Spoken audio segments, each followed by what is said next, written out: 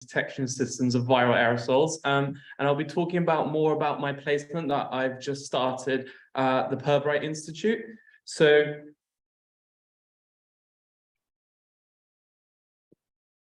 sorry. Oh, okay, perfect. So why do we need to focus on viruses? So obviously we had the COVID-19 pandemic where that closed our entire world. Everything collapsed, essentially. We printed trillions of money, we're going in debt. We had 15% of the world's population have to be culled in China in 2021 because of endemic viruses.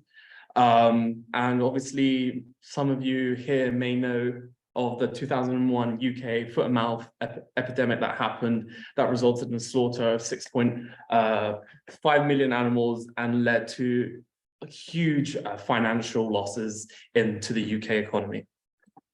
So in my placement I'll be doing, I will be doing an animal study infection in a disease of pigs. So what is viral foot and mouth disease? It is a non-enveloped virus from the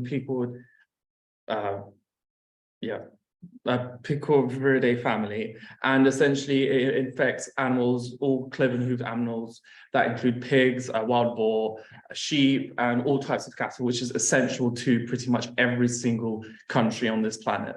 So it is spread by either touch, feces, aerosols, and often animals that are infected can become a reservoir and able to spread across large distances, especially when wild animals travel from livestock to other places. So usually signs of infected animals will called lethargy. I don't have any pictures because it is quite sad. The animals become very tiresome, lethargy, they get blisters, and it is not a nice disease to have. It's not often deadly to the animals, apart from really young animals. So the reason why we need these kind of technologies is because it's really hard to prevent the spread of this virus. Essentially, once an animal is infected, it can infect the entire herd, and you will have to cull that entire herd, and then the financial loss to that farmer is pretty drastic. So what the main problems of foot and mouth disease is very endemic in the African regions, China, and there are occasional outbreaks in different countries. So as I spoke about the outbreak in 2021, a huge impact because we did not have the technologies to detect viral aerosols, as they're significantly harder compared to detecting bacteria. All our original samplers were designed to detect more hardy organisms, because viruses are much more, let's say, fragile. They don't always withstand the way that we sample aerosols.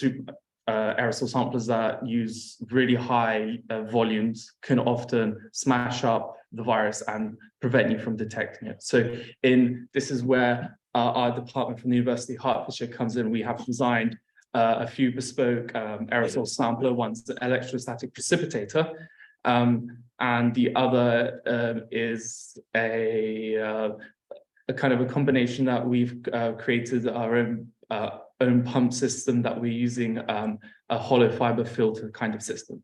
So this is where I am at. The Plowright building is a high containment facility at the Koper Institute, and I will be working in the ISO 11 facilities, which is where they do the high containment animal studies.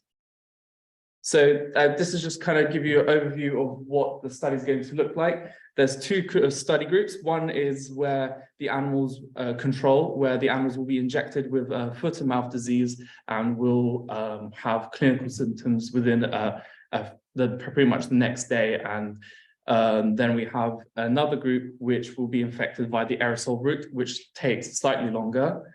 So essentially in this study, I will be using these aerosol samplers to see if we are able to detect and then analyze the foot and mouth disease virus within the containment facility. So this is just this is the only really picture I have. I haven't actually been into the facility itself, so you'll be able to see the animals live basically their daily life on that side, and we'll be able to collect all the types of aerosol samplers, and then the institute usually does PCR to detect positive samples, and hopefully if the DNA is good enough with our devices, we will try to see if we're able to sequence them to see if we get good types of recovery.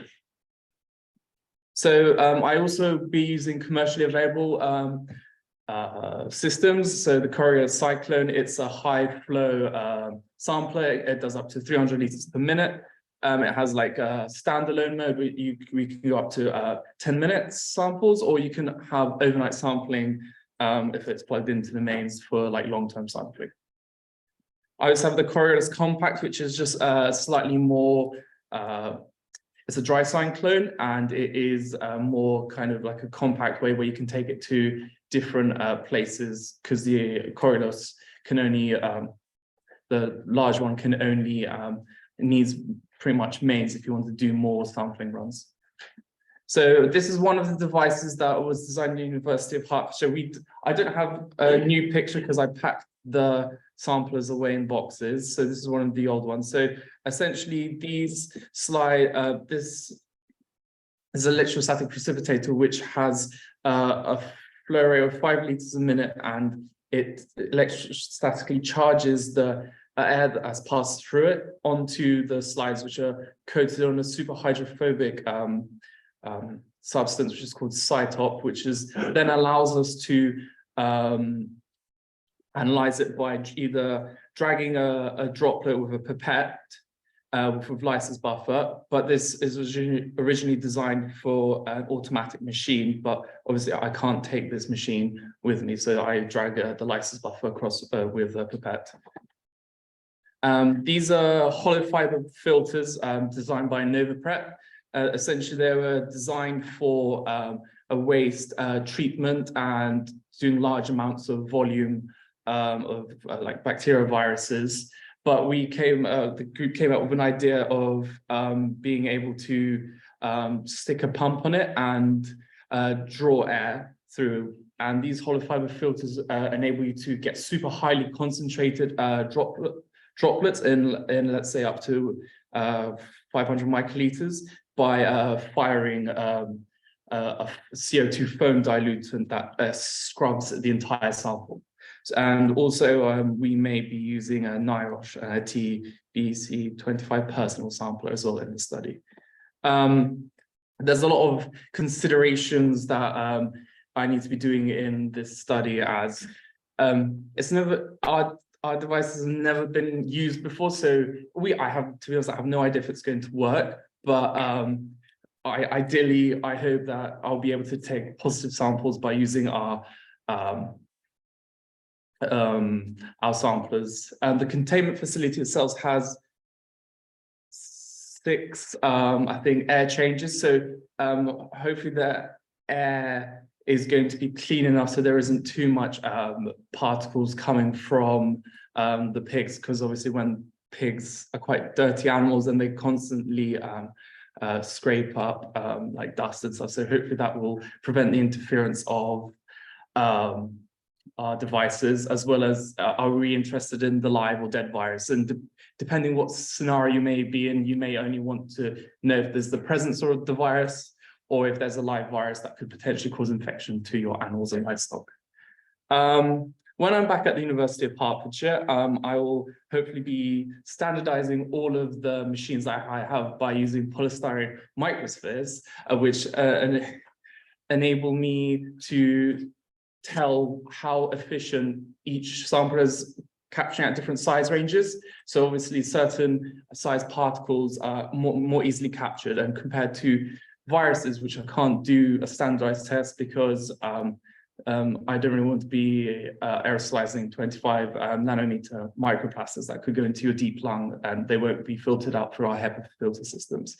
So that's the next the stage after my placement. And then after that, I'll be conducting a phage study, which are basically viruses that do not only infect bacteria. So I'll be using enveloped and non-enveloped phages to kind of represent what's in the real environment, because certain properties of different viruses may be able to withstand different pressures. So I'd like to have that kind of comparison of how surrogates are similar or not similar to the actual foot and mouth trial. Just the rationale of some of the phages I'll be using. They're easily mass-produced, super safe to work in Cat1 laboratories, and allows me for some kind of cross-study comparison due to the genetic similarities. And then just the kind of the overview of what I'm going to do. What I said in the thing, yes, some people, I know I said publish 4 papers. I'm trying to be ambitious because, you know, I might do my best. Yeah, so thank you. And if you have any questions, please.